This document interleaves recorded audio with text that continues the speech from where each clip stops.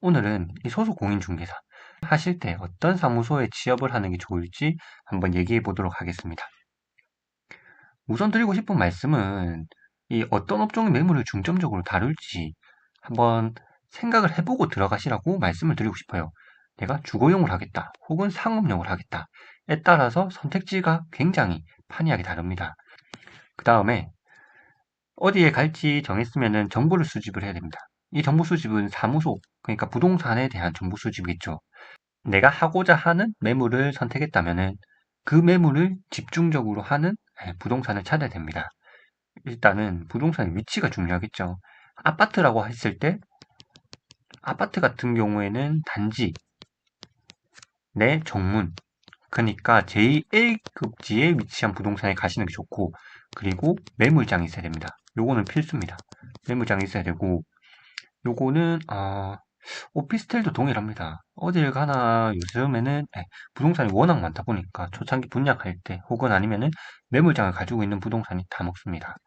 그리고 타겟을 요거 같은 경우에는 좀 젊은 층 혹은 중년층 이렇게 한번 나눠볼게요. 이 젊은 층으로 하는 경우에는 거의 온라인이고요. 중년층 같은 경우에는 자리입니다. 자리.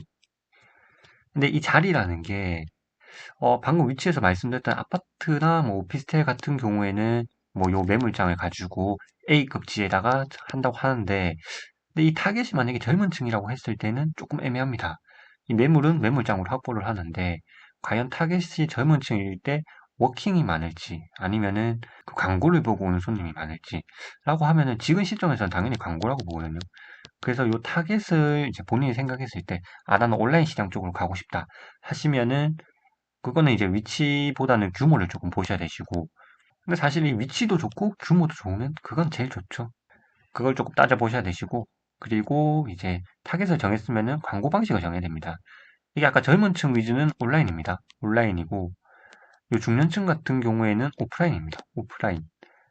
그래서 요 온라인 같은 경우에는 광고가 지원이 되는지, 혹은 어떤 광고 플랫폼을 쓰는지에 대한 중점을 조금 두셔야 되시고, 오프라인 같은 경우에는 이거는 무조건 자리고요. 그리고 나면은 이제 이 노출에 대한 부분을 좀 살펴봐야 됩니다. 이건 온 오프라인 전부 해당이 되는 건데, 손님을 모을 수 있는 노출되는 광고 혹은 노출되는 매물의 수를 한번 확인해 보셔야 되고, 이 정문 혹은 사람들이 가장 용이하게 찾는 위치, 뭐 주차장 앞이라든지 이런 부분에서 과연 노출이 제일 잘 되는가, 유입이 잘 되는가, 또 앞에 붙여놓은 매물 개수는 많은가, 이런 것들을 좀 중점적으로 보셔야 되시고, 그리고 만약에 온라인이라고 봤을 때는 플랫폼에 올려져 있는 광고 개수라든지 혹은 블로그 운영, 유튜브 운영 등 온라인 위주에서 그 손님을 확보할 수 있는 방안이 마련이 되어 있는지를 한번 확인을 해야 됩니다. 요즘에는 특히 온라인 시장이 대부분을 잡고 있기 때문에 광고 마케팅적인 센스라든지 아니면 운영 방식이 굉장히 좀 중요하게 먹고 들어가요. 그 요즘 같은 경우에는 별도로 부동산 홈페이지를 운영하는 법인들도 많아지고 있는 실태고요. 그 다음에 근무 조건입니다. 제일 많이 따져보는 게 보통 지금 근무 조건이죠. 이거는 뭐 어디가 좋다, 어디가 나쁘다라고 하기보다는 기준점을 한번 설명을 드릴게요. 우선 여러 유형은 있겠죠. 일단 대부분이 프리랜서 계약이기 때문에 영업 방식의 위주를 조금 더 볼게요. 영업 방식인데, 영업 방식이기 때문에 대부분 비율제입니다. 대부분 비율제고 간혹 가다가 고정제가 있습니다. 고정급이 있는데, 고정급 같은 경우에는 입주장에 많고요. 혹은 A급지 아파트에서 조금 볼 수가 있습니다. 기본급의 금액에 따라 가지고 한 10%에서 30%까지 되거든요. 근데 실상 요거는 배우기보다는 직원이라고 생각하시는 게 낫습니다. 뭐 매물이 많고 계약이 잘 터지기 때문에 안내 혹은 접수를 맡기는 경우가 대부분이고, 요거 말고 이제 대부분이 비율제로 들어가는데, 비율제로 들어가는 경우에는 보통 큰 법인 같은 경우에는 기본적으로 5대5입니다. 5대5. 근데 5대5에서 플러스 마이너스가 되는데, 보통은 그냥 5대5에 광고비 지원 혹은 이제 5대5에 식비 지원, 요게 제일 흔하고요. 두 개 다 챙겨주는 데는 조금 드물고, 근데 5대5에서는 식비 광고비를 주면은 괜찮은 편이다. 본인이 활동량이 많고 원투룸을 친다라고 봤을 때는 사실 5대5보다는 6대4 혹은 뭐 7대3 좋습니다. 7대3 같은 경우에는 보통 지원이 없습니다.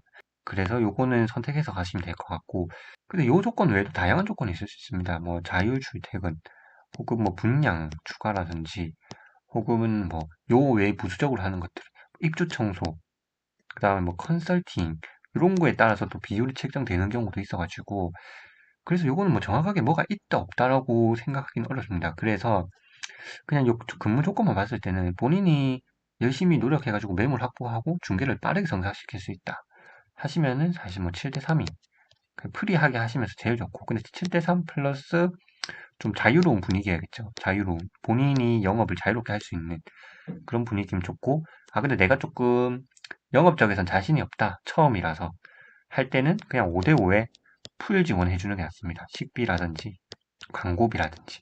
이 식비랑 광고비가 생각보다 많이 나옵니다. 광고 같은 경우에 뭐 직다방 한 건 하면 15만 원씩 나오죠.